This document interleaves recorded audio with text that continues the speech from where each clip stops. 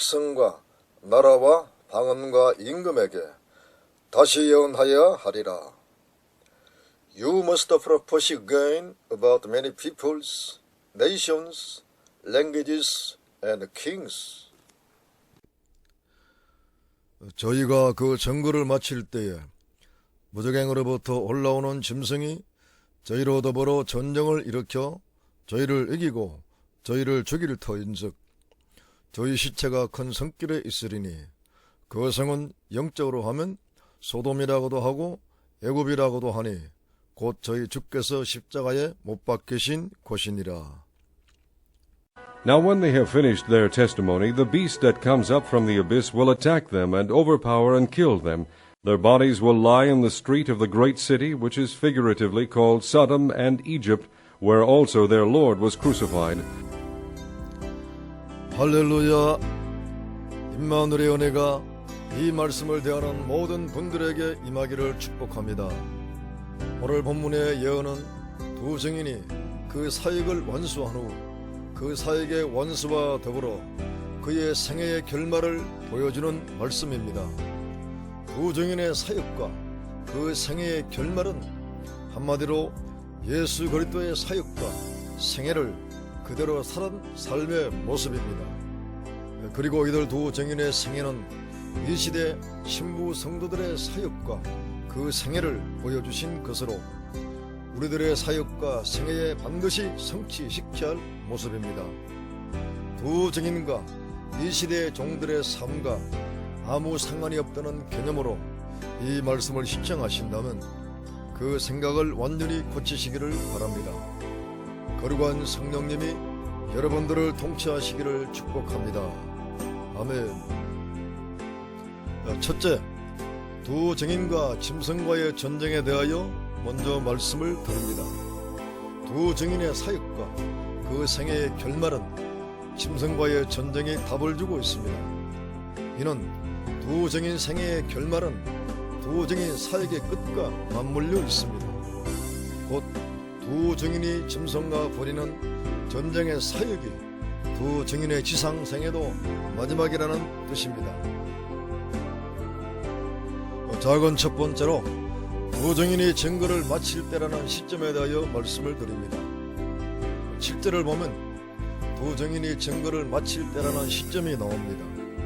이 시점은 두 증인의 사역이 끝나는 시점을 말하며 동시에 두 증인의 지상 생애가 끝나는 시점을 말합니다. 이 시점은 언제입니까? 이는 계시록 11장 3절을 보면 답을 얻을 수가 있습니다. 계시록 11장 3절에 두 증인이 예언을 증거하는 사역 기간이 1260일로 계시가 되었습니다. 그러므로 두 증인이 증거를 마치는 시점은 1260일 증거 기간이 끝나는 시점입니다.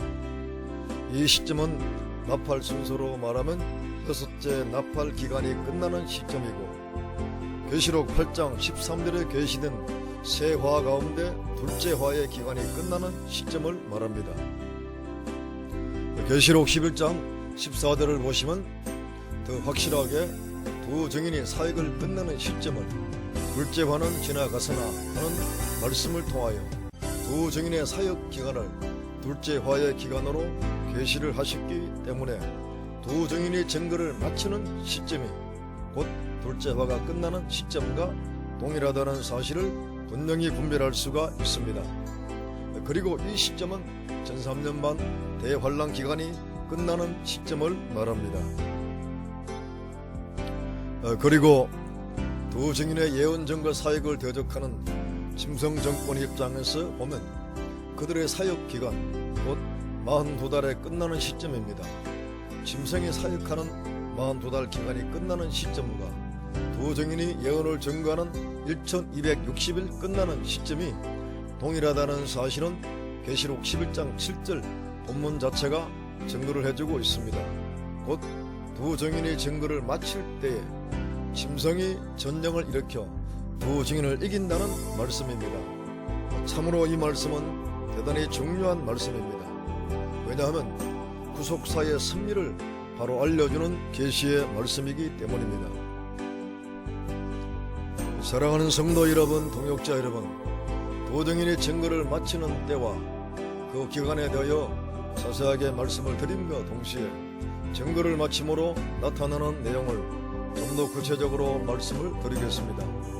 도정인이 증거를 마친다 하면 첫째, 도정인이 하나님으로부터 맡은 예언을 증거하는 사명을 다 완수했다는 뜻입니다. 이는 곧 허락받은 기간 1260일 동안에 복음을 다 전가했다는 뜻입니다. 두 번째, 그리고 대환란 날에 구원받을 백성들이 모두 하나님께로 돌아왔다는 뜻입니다. 이들은 큰 혼란 속에서 어린 양의 피로 구원받은 흰옷 입은 큰 무리들입니다. 세 번째, 반면에 이 땅에서는 더 이상 복음을 들을 기회가 없다는 뜻입니다. 왜냐하면 대환란기에는 두 증인을 통해 복음을 들을 수 있지만 두 증인의 예언 증거 사역이 끝난 후에는 일곱째 나팔의 심판의 시대가 도래하기 때문입니다. 네 번째로, 그리고 이제는 증인들이 예수와 같이 죽고 예수와 같이 사흘 반 동안 그 몸이 시체화 되었다가 예수와 같이 부활 성천하는 영광의 때가 왔다는 뜻입니다. 사랑하는 성도 여러분, 동역자 여러분, 예수님께서 복음 전거 사역을 마칠 때가 언제였습니까? 그 시점은 십자가에 죽으실 때까지였습니다. 두 증인도 사역이 끝날 때가 언제입니까? 이들 역시 십자가의 죽음의 자리까지였습니다. 그렇다면 당신의 마지막도 당신에게 맡긴 사역이 끝나는 시점이 되어야 합니다. 그 시점은 주님과 함께 죽는 십자가의 자리입니다. 이 길이 내가 재림 주님을 영접하는 필연적인 진리의 길입니다. 이 말씀을 경청하는 모든 분들은 모두 예수님과 함께 1260일 곧 3년 반의 복음 전거 사역을 완수하시고 예수와 함께 죽고 예수와 함께 장사 지내며 예수와 함께 부활 성천하는 자리에 이르시기를 주님의 이름으로 축복합니다. 작은 두 번째로, 두 증인에게 전쟁을 일으키는 짐승의 정체에 대하여 말씀을 드리겠습니다. 두 증인과 전쟁하는 짐승은 도대체 누구입니까? 먼저 꼭 기억하실 것은 이 짐승은 두 증인과 같은 시대에 있었다는 사실입니다. 짐승이 두 증인에게 전쟁을 일으킨다는 이 말씀은 두 증인으로 인하여 이 짐승이 얼마나 큰 고통을 당했는가를 능히 짐작이 갈 것입니다. 그렇기 때문에 짐승이 먼저 전쟁을 일으키는 것입니다. 계시록 11장 5절과 6절의 말씀을 보십시오. 두 증인의 입에서 말씀의 불이 나와서 원수를 소멸하고 하늘문을 닫아 비오지 못하게 하며 물을 변하여 피되게 하고 온갖 재앙으로 땅을 치는 권세 역사를 행하니 짐승의 괴로움과 고통을 당할 것은 너무나 자명한 이치입니다. 마치 애굽왕 바로가 모세에게 아방과 이세벨이 엘리야에게 괴롭힘과 고통을 당한 것과 같은 모습일 것입니다. 짐승의 정체는 먼저 본문 자체가 주는 답이 있습니다. 짐승이 무적행에서 올라온다는 말은 짐승의 근본 소속이 어딘가를 보여주는 말씀입니다. 무적행은 믿없는 구렁텅이, 끝없는 심년을 의미합니다. 이 짐승의 정체를 계시록 9장 11절에서는 무적행의 사자라고 했으며 이는 황충이 같은 국방 군대의 임금이라고 그 정체를 밝혀주고 있습니다. 계시록 11장 2절에서는 청량받지 못한 성전 방마당을 42달 동안 짓밟는 이방인이라고 그 정체를 말했으며 계시록 11장 1절에서 5절을 보면 바다에서 나오는 7두 10박 짐승으로 말했고 붉은 용한테 권세를 받아 42달 동안 일할 권세를 받는 강력한 7째 머리 짐승으로 그 정체를 밝혀주고 있습니다.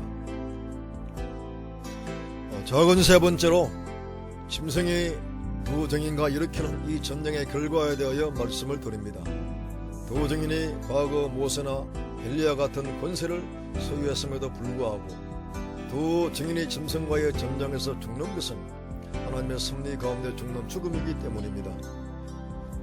그 섭리는 두 증인이 주님같이 복음 증거의 삶을 사는 마지막 과정을 거치게 하시는 섭리입니다. 마지막 과정은 주님같이 죽임을 당하는 것입니다.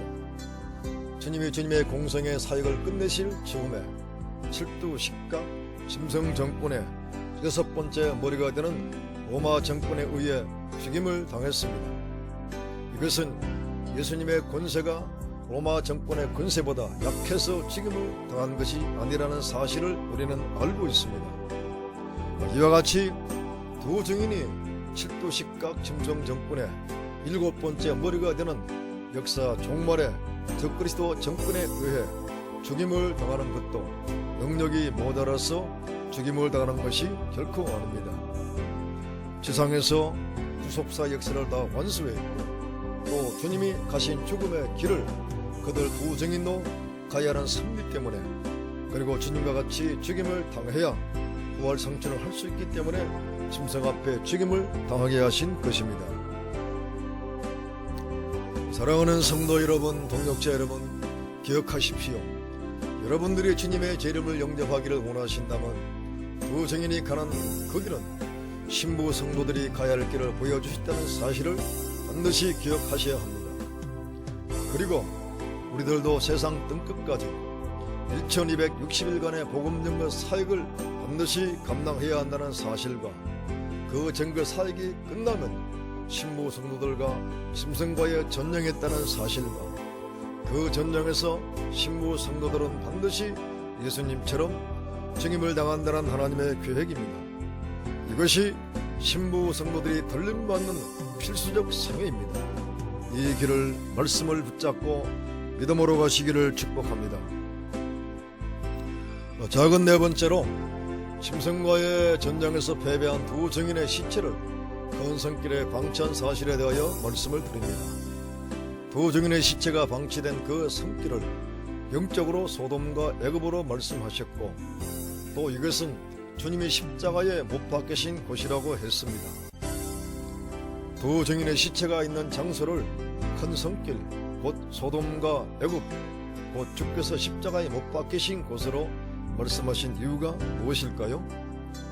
큰 성길이란 극도로 사치하고 화려한 바벨론 세상길을 말하며 영적으로는 각종 더러운 귀신의 영들이 모이는 소소요, 세상 사람들과 왕들을 영육간에 음황의 포도주를 먹이는 세력들의 광장이요, 전국에는 일시간에 무너지고 심판받을 이 세상과 이 세상의 악한 세력들의 한가운데를 말하는 것입니다.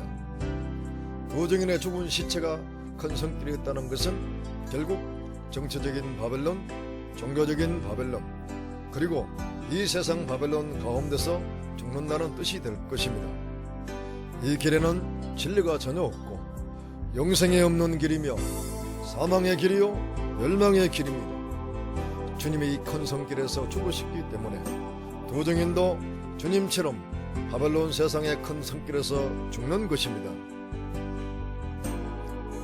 그리고 두 증인의 시체가 방치된 큰 성길을 소돔과 애굽으로 말한 것은 소돔같이 음란한 세상, 애굽같이 극심하게 우상숭배가 심한 세상 한가운데서 죽임을 당한 사실을 보여주는 것입니다. 그리고 그것은 주님께서 십자가에 못 박히신 곳으로 말씀하시면 예수님께서 근성 바벨론 같고 소돔 같으며 애굽 같은 세상 한가운데서 십자가에 죽으심 같이 두 증인도 바벨론과 소돔과 애굽 같은 세상 한가운데서 죽임을 당한다는 사실을 계시하신 것입니다. 참으로 복음을 전하다가 주님의 죽으신 십자가까지 가서 죽는 성도들은 복이 있는 성도들입니다. 이 시대에 부름받은 죄의 종들은 모두가 주님의 증인들입니다. 우리들도 두 증인처럼 십자가 밑에 죽기까지 전도하는 삶을 살기를 사모하시기를 바랍니다. 두 증인의 삶은 예수 생애, 내 생애, 예수 인격, 내 인격, 예수 심령, 내 심령, 예수 전도, 내 전도, 예수 십자가, 내 십자가, 예수 죽음, 내 죽음의 삶입니다. 그러므로 이와 같은 삶을 사는 증인들은 피렁코 예수 부활, 내 부활, 예수 성천, 내 성천, 예수 왕권, 내 왕권, 예수 영광 내 영광이 되고 맙니다. 할렐루야. 작은 다섯 번째로 두 증인의 시체가 사흘 반 방치된 동안에 이들의 죽음을 즐거워하는 땅의 사람들의 모습에 대하여 말씀을 드리겠습니다. 성도 여러분, 왜 두 증인의 시체를 사람들이 땅에 묻어버리지 않고 사흘 반 동안이나 방치한 줄 아십니까? 두 증인의 원수들, 곧 짐승 정권과 거짓 선지자 그리고 음료와 모든 복음 대적자들은 자기들을 그토록 괴롭히던 두 증인이 죽었기 때문에 구경하고 기뻐하며 서로 예물을 보내고 즐거워하는 것입니다. 그러나 하나님 편에서는 이들 두 증인을 주님과 똑같이 죽게 하시고 또 주님과 똑같이 시체로서 사흘 반의 길을 걷도록 두신 것입니다. 성도 여러분, 주님이 죽으신 후 그 당시 주님을 대적했던 사람들은 어떤 반응을 보였을까요? 주님 당시에 예수를 죽인 모든 사람들은 주님의 시체가 무덤에 있는 그동안에 그토록 자기들을 괴롭히던 예수가 죽기 때문에 그들은 기뻐하고 즐거워하며 서로 예물을 보냈을 것입니다. 하지만 그들은 하나님의 섭리를 몰랐었고 예수님의 죽음 후 곧 사흘 반 후에 어떤 일이 벌어질지를 몰랐습니다. 두 증인을 죽인 일곱째 머리 짐승 정권과 그 하수들도 마찬가지입니다. 두 증인이 죽었지만 사흘 반 후에 어떤 일이 벌어질지 그들은 전혀 몰랐기 때문에 자기들의 승리를 자축하고 자랑하고 세상에 알리기 위해서 장사하지 아니했습니다. 하지만 주님은 그들 두 증인이 주님 가신 그 길을 똑같이 걷게 하신 것입니다. 곧 예수 죽음 두 증인의 죽음입니다. 참으로 놀라운 하나님의 섭리입니다.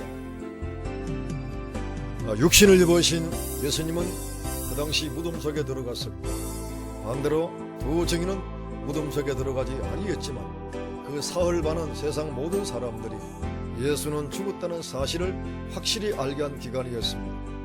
두 증인의 죽음 후 사흘 반 기간도 마찬가지입니다. 현대의 최첨단 방송 시실은 무덤에 장사하지 아니한 두 증인의 시체를 실시간으로 전 세계에 알리는 방송을 할 것입니다. 그리고 두 증인은 확실하게 죽었다고 짐승 정권과 세상의 모든 사람들은 믿을 것입니다. 그리고 그들은 확실하게 자신들이 승리했다고 난리를 칠 것입니다. 성도 여러분, 동역자 여러분, 우리들도 세상 사람들이 확실히 믿을 만큼 십자가 밑에서 확실하게 죽어버립시다. 바울은 나는 날마다 죽노라고 고백을 했습니다. 현 시점에서 우리들이 꼭 기억해야 할 사실은 세상 사람들은 점점 기독교를 온갖 방법을 동원하여 죽이려 한다는 사실입니다. 지금 전 세계 가운데 강력한 적기독 세력이 점점 왕성해지고 한국도 마찬가지입니다. 성도 여러분, 동역자 여러분, 죽는 것보다 더 확실하게 기독교의 생명과 본질을 증명하는 방법이 없습니다. 이제부터 세상의 법과 하나님의 법이 본격적으로 충돌할 것입니다. 성도는 하나님의 법으로 사는 것이 너무나 마땅합니다. 이제야말로 생명 걸고 죽어야 할 때가 점점 가까워지는 것 같습니다.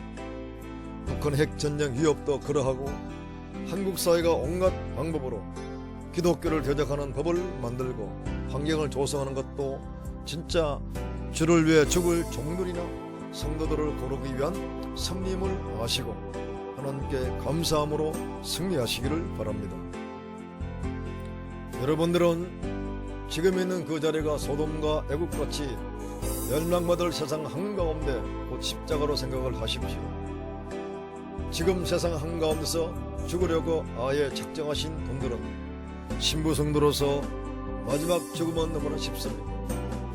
우리들이 죽고 기독교가 죽음의 자리에 이를 때 세상의 권력자나 복음의 대적자들은 기뻐하고 즐거워하겠지만 그 기쁨은 겨우 사흘 반에 불과합니다. 겨우 사흘 반 후를 모르는 인생들의 찰나적인 기쁨입니다. 우리는 사흘 반 후에 진정한 기쁨과 부활 성천의 영광을 알기 때문에 능히 지금 죽을 수가 있습니다. 성령님이 우리를 도와주심으로 능히 옛사람은 죽고 죄성이 죽습니다. 강하고 담대하십시오. 할렐루야. 큰 두 번째로 시체가 되었던 두 증인이 사흘 반 후에 구름을 타고 하늘로 올라가는 장면에 대하여 말씀을 드리겠습니다. 작은 첫 번째로 3일 반 후에 생기가 두 증인 속에 들어갑니다. 소돔과 애굽으로 상징된 큰 성길에 방치된 두 증인의 시체가 사흘 반이 지나자 하나님께로부터 생기가 저희들 속에 들어감으로 이렇습니다. 얼마나 사람들이 놀랐겠습니까? 두 증인이 완전히 죽은 줄 알고 기뻐하며 승리를 자축했던 짐승 정권과 그 하수들이 크게 두려움에 빠질 것은 너무나 당연할 것입니다. 하나님께로부터 두 증인 속에 들어간 생기는 무엇입니까? 이는 죽은 두 증인의 몸을 부활시키고 변화시키는 성령의 생기입니다. 이 사실을 고린도전서 15장 51절에는 마지막 나팔에 순식간에 흐르니 다 변화하리니 라고 말씀하셨고, 52절에는 나팔 소리가 나매 죽은 자들이 썩지 아니할 것으로 다시 살고 우리도 변화하리라고 하셨습니다. 이사야 26장 19절 말씀에서는 주의 죽은 자들은 살아나고 우리의 시체들은 일어나리다 라고 말씀하시므로 두 증인이 휴거할 때 변화체가 된 것을 증명을 해주고 있습니다.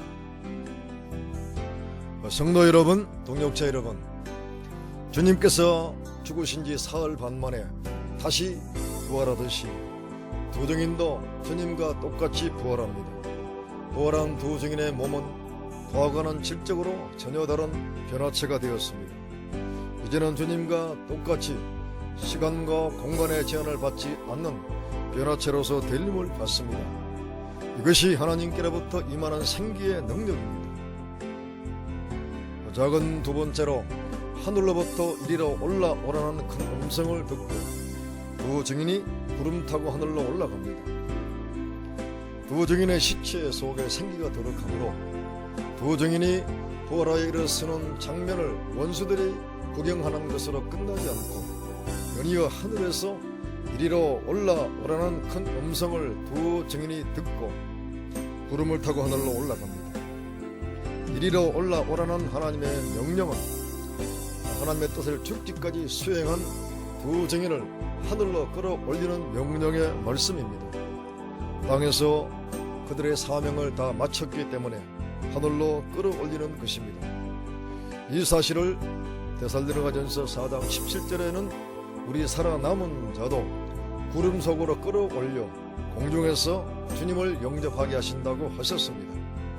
결국 이리로 올라오라는 큰 음성은 두 증인 곧 신부 성도들을 휴거시키는 큰 음성입니다.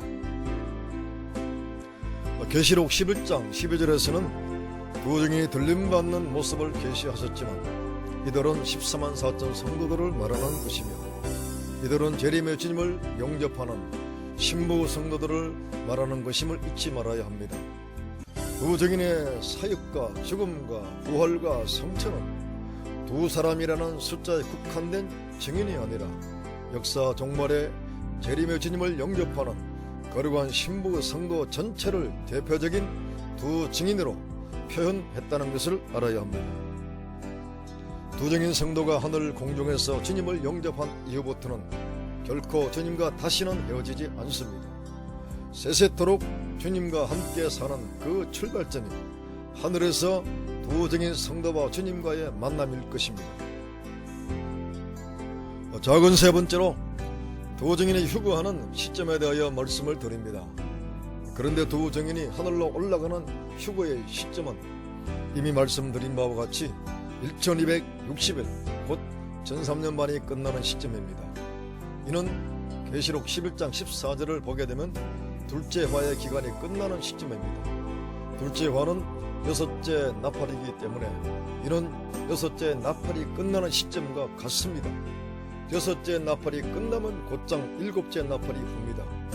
그러므로 여섯째 나팔의 끝이나 일곱째 나팔의 시작은 같은 시점으로 보시기를 바랍니다.